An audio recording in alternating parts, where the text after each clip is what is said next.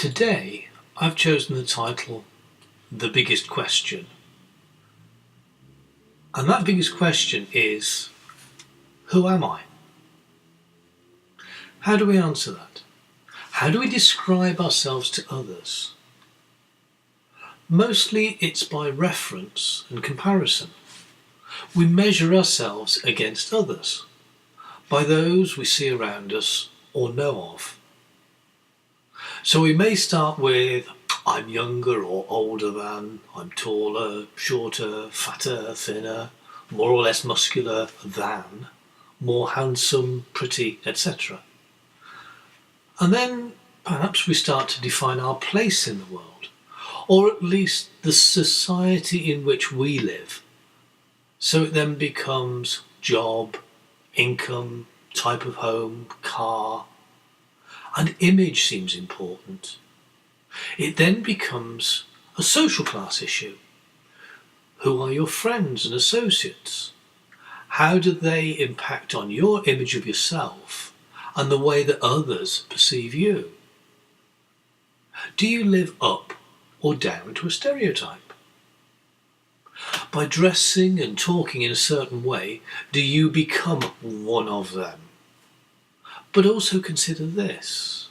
By favouring certain styles of music, do you have to buy into the image, dressing and behaving like the performers?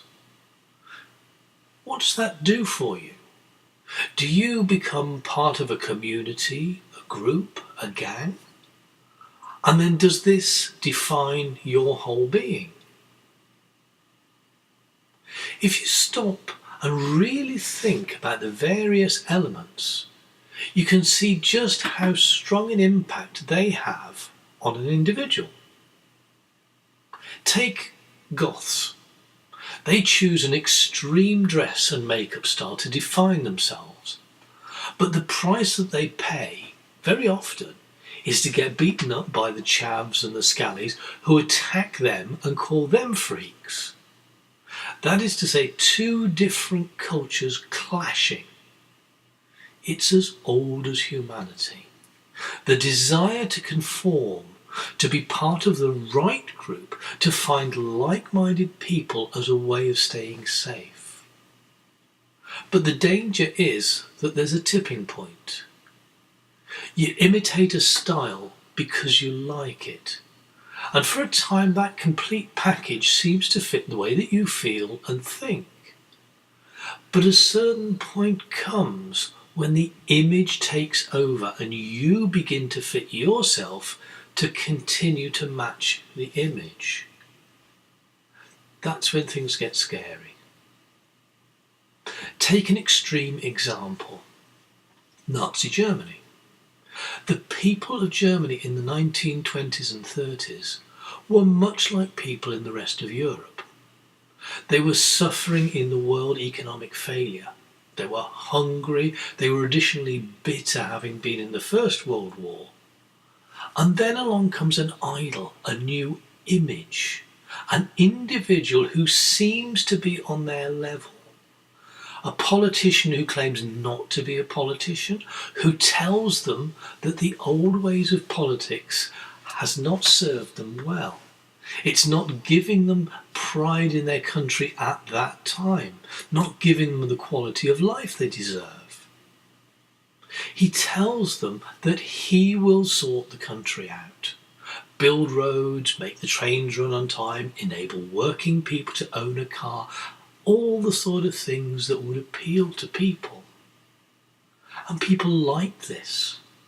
They encourage their children to join the Hitler Youth, to learn national pride, confidence, discipline, all the things that they thought were aspirational. The uniforms were smart, the image strong, the prospects were good. But then came the tipping point. Things started getting heavy-handed. If you didn't support the ideas, you must be unpatriotic, and you had to support every idea that the party put forward. You must be for or against So if you were not joining the party, not supporting the ideals, you were against the country. And people got frightened. They would report their neighbours for anti-German actions. So they would appear to be loyal themselves and for the nation. Suddenly, people are in a party that they have allowed to take control of them, to tell them what to think and how to act. The image has taken them over. Now, I'm not suggesting that there's anything of that magnitude today, not in Britain, but it's an example of how an image, if carefully managed and built, can turn back on you and disadvantage you. So now, if you're not getting what you want out of life, stop and wonder why. Then take a look in the mirror, maybe take a picture, step away and observe yourself as if you'd never seen the person in the mirror or the picture before. Describe what you see in detail, not just their make of trainers or their style of jeans. Realise the assumptions that you make about that person based on what you're seeing. Would you trust them? Would you be happy meeting them in the dark alley at night? Would you want them to look after your kids? What do you think their attitude is to drink, to drugs, to crime, to tax evasion, even the truth?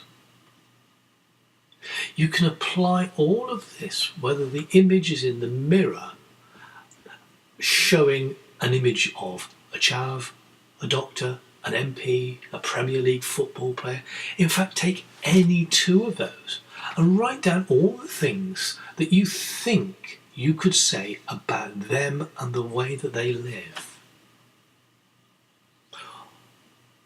All that is coming from what you see and what you assume.